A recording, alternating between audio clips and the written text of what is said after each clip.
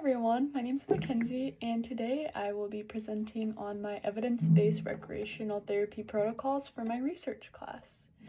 So my PICO question for this was in elderly adults, usually ages 65 and up with dementia in long-term care facilities. Does participating in animal-assisted therapy improve their engagement in activities, reduce depression, and improve their mood over a period of 4 to 8 weeks? So that's kind of what we're focusing on today. And along with the animal-assisted therapy, I also talked about gardening a little bit, just based off of the recreational therapy articles that I was able to find. So, in my first article, we are going to talk about the animal-assisted therapy, and the second one is going to highlight the elders with dementia. So the title of this first article is Recreational Therapist Practice, Knowledge, and Perceptions Associated with Animal-Assisted Therapy. And the purpose of this article was to explore recreational therapists' use and barriers regarding animal-assisted therapy. So they did a survey with 123 recreational therapists across the U.S. to see who used animal-assisted therapy in their facilities and who didn't, and just to see how that works out for them, if it is beneficial or not. So some of the key findings that I found were that over 50% of the respondents offered animal-assisted therapy in their facilities, which was a pretty high amount. But honestly, I expected a little more, if I'm being honest, but at least it's more than half. And there was positive effects reported on social interaction, motivation, report, and mood. So all good benefits from having animal-assisted therapy. The highest rated outcomes were increased social interaction and decreased depression, which was about what I was expecting. The barriers were lack of trained animal handlers and limited staff knowledge, which makes sense. I guess if you have a therapy dog or therapy cat, any kind of animal, you got to know how to handle them, and you have to have the trained handlers as well. So now I'm going to break down the protocol I made for Article 1, since we have gone over it a little bit. So my purpose was to improve engagement, mood, and social interaction, and reduce depressive symptoms. And the target population was elders 65 and up with mild to moderate dementia in long-term care units. And my frequency for this was once weekly for 60 minutes per session for 8 weeks. So that's kind of the overlook on my program I was wanting to do. And my goal was to increase observed engagement behaviors and have more positive effects such as smiling, laughing, just positive engagement overall, and just to see good verbal interaction as well. And my third goal was to improve mood on a rated scale of 5 points.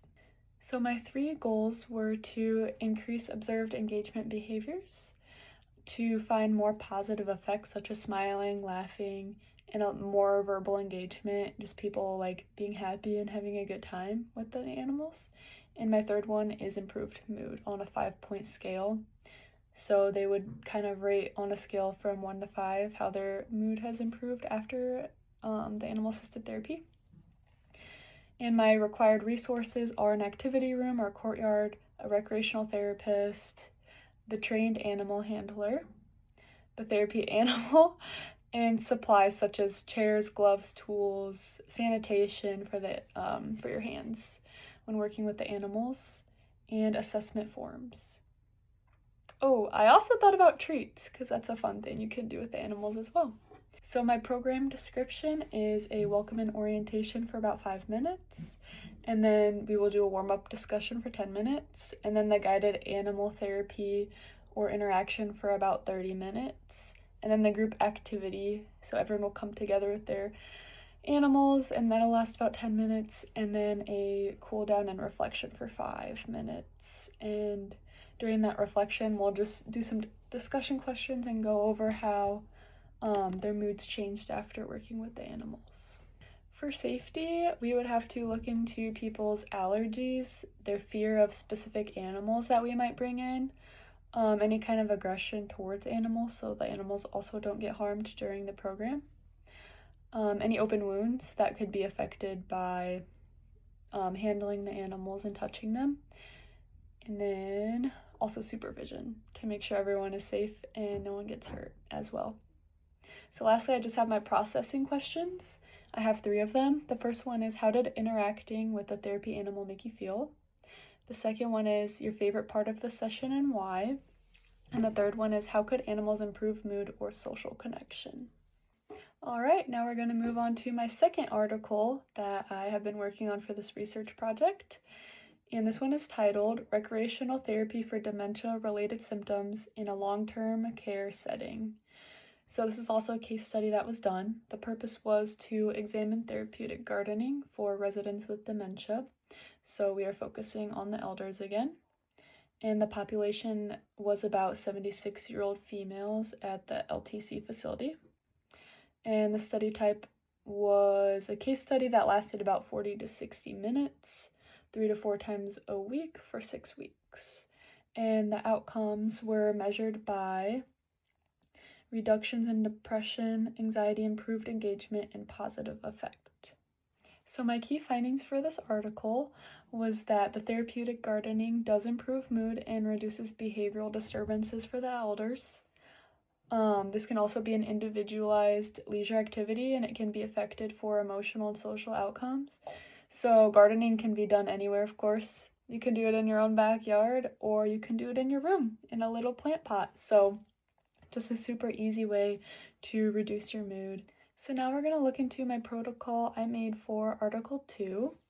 So the purpose was to enhance social engagement and emotional well-being through gardening for the elders, and my target population was residents 65 and up with mild to moderate dementia, behavioral disturbances, depression, or anxiety. The duration is 3 times a week for 40 to 60 minutes per session, and it'll last about 6 weeks.